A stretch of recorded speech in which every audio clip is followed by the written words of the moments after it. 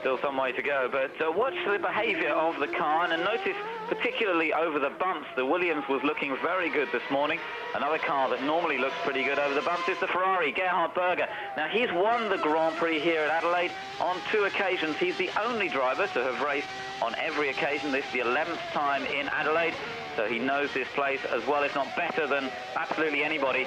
And John, this morning, he's just locked the wheel going in there, but no real problem. Even from the first few laps this morning, he looked very well charged up. Well, a driver like Gerhard Berger, he knows this place. He's been here since 1985.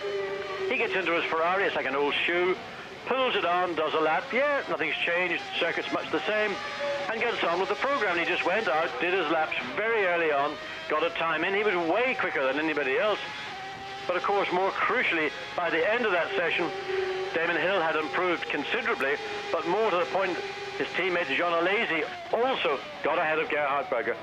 And it's on that fact, Berger and Alesi are now, respectively, the first and third most raced Grand Prix Ferrari drivers. This is the last Grand Prix for Ferrari next year, and there, Mika Häkkinen, that looks unpleasant. There's a big shunt. Mika Häkkinen has gone sideways heavily into the tyre wall, and this may well see a red flag because that car is in a precarious position, and the medics will be very quickly, there it is, in fact, the medical unit straight on to the scene to get attention to Mika Häkkinen as quickly as possible. We're not quite sure where that, look, there we see the marks, very heavy brakes, and that, well, that's the second part, the start of the second part of the straight, and that is very quick indeed. You're going through there in, well, fourth gear, 180 to 200 kilometers per hour.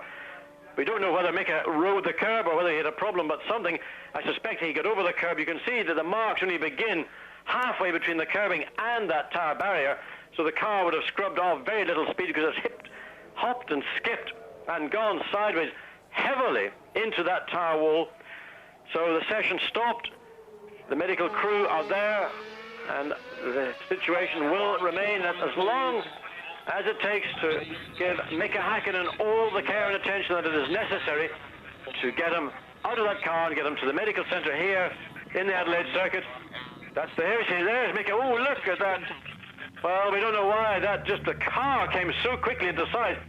Even the camera unable to keep up with it. It flew, and really the car, the loss of speed was almost zero. Even those 2 or 3 marks on the road where you saw the car hit and then bounce again, that was an impact certainly in excess of 100 miles an hour.